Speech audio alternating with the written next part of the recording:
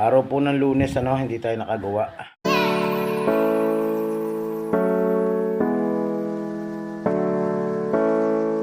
Yun ay habang dito tayo, ginagawa muna natin yung ating sander, dahil bumigay na yung dalawang sander. Hindi pa natatapos sa pagliha dito. Ayan, bumigay na. Kaya siyempre ayusin mo natin at nagpabili tayo ng carbon, Yung carbon na gagamitin natin dito ay 52.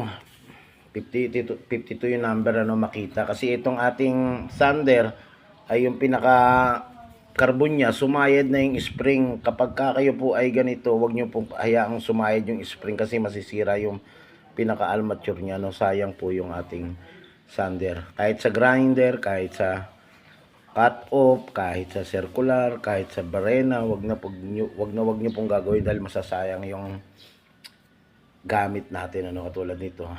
Ito, inaayos natin, ginawa natin, linihan na lang natin yung armature niya, linihan natin ng pino na 120, para na-survive natin siya. Magawan pa natin ng paraan ng para gumana kaysa naman ay bibili tayo. Ayan, update ko po kayo mamaya kung ayan ay nabuo na natin, Nabuo na po natin yung sander, nakita niya, ginagamit na ni Mr. Suave. Ayan. Siyempre, medyo mahina pa kasi yung carbon, bago pa lang. Pinupudpud niya pa. Pero maganda na siya kumain.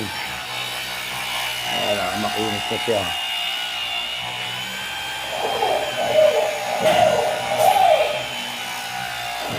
Ayan, susunod naman natin. Ayan. Yung isa naman.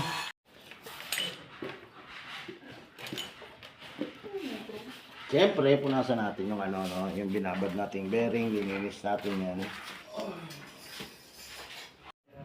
Siyempre, dito po, ang nakita po nating sakit ng nitong ating sander ay na humigpit po yung bearing, ang ginawa po natin diyan, binabad po natin ng gas, yung paint thinner, at siyempre pagkababad, binaras po natin siya ng toothbrush, para luminis po yung bearing.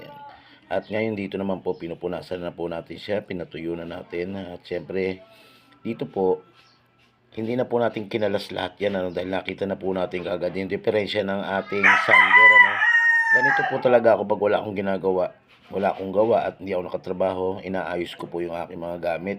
Kinabit ko na nga po pala dito ang aking mga bearing, ay mga tornilyo, dahil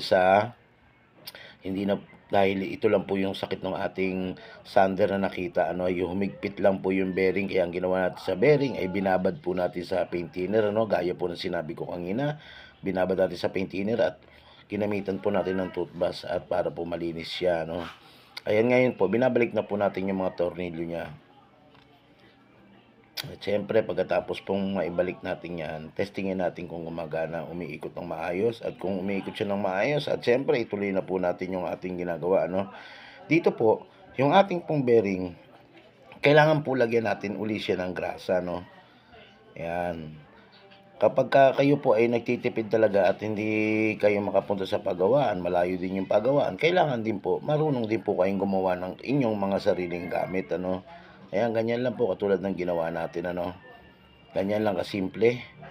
At syempre, pagkatapos niyan, pag yan po inalagyan natin ng maraming bearing, ay ng maraming grasya, kailangan po, testingin natin ikutin ng ikutin at para pumasok sa loob yung pinakagrasa niya, At syempre, huwag niyong kalimutan gumamit ng basahan. Kailangan lagi niyong punasan yung kamay niyo at yung bearing para hindi po magkalat-kalat kung saan-saan. Ayan, tinakip na po natin yung ating pantakip, Ayan, takip ng bearing, uli nating itinakip. At syempre, kailangan linisin natin siya para hindi po kumalat-kalat ang bearing at hindi tumalsik-talsik sa ating sander, sa loob ng motor niya.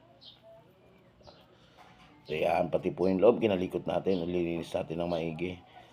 At syempre, sukat muna natin yung sakto. Ayan. Sakto pa rin siya, Ayan, ayan. Ganyan po yung sinasabi ko na ikot-ikutin nyo muna. Kailangan maikot nyo maigi para po sa pag-andar niyan, hindi po tumalsik. At syempre, dito po ikakabit na po natin yung aluminum. Hindi ko po alam ang tawag niyan. Basta po ganyan lang po ang ginawa. kung ano ko lang po siya binaklas, gano'n ko lang din po kinakabit, ano. Dahil hindi naman talaga tayo manggagawa nito, tinetesting lang natin kung kaya natin paandarin yung sander kaysa naman po magpapagawa pa tayo at malayo po yung paggawaan. Siyempre kailangan natin matuto sa mga ganitong bagay.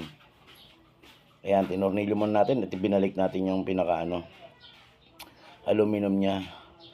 At dito nga po pala ay nagkamali tayo. Kailangan pala mauna muna yung bearing at bago yung stopper niya, yung washer niya na ikakabit natin. Siyempre baklasin po uli natin dahil nagkamali tayo. Ayan. Ayan, binalik na po natin yung bearing. Bearing muna po mauna bago po yung stopper, ano. Yung washer niya, ayan, tsaka yung tornilyo. Ayan. Muli nating ikinabit para po mas maayos na natin yung ating sander. Ayan.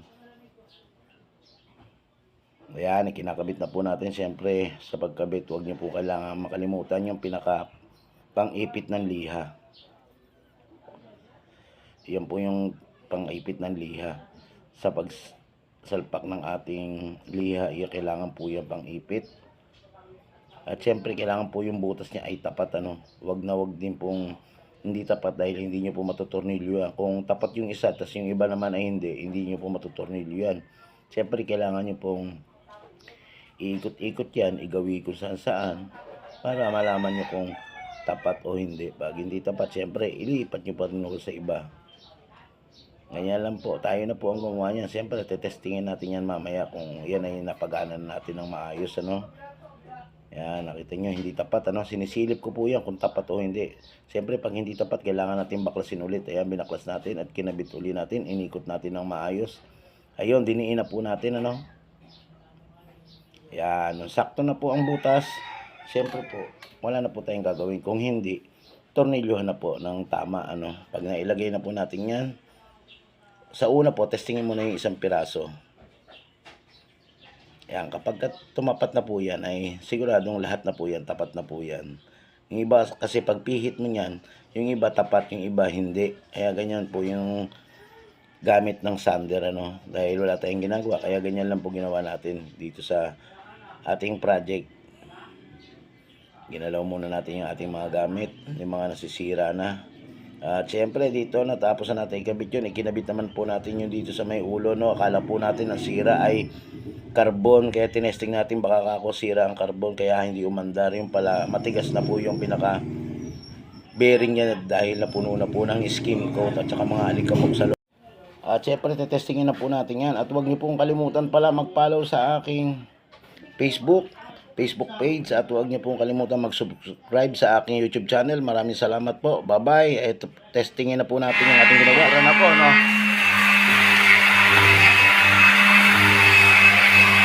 Ayos.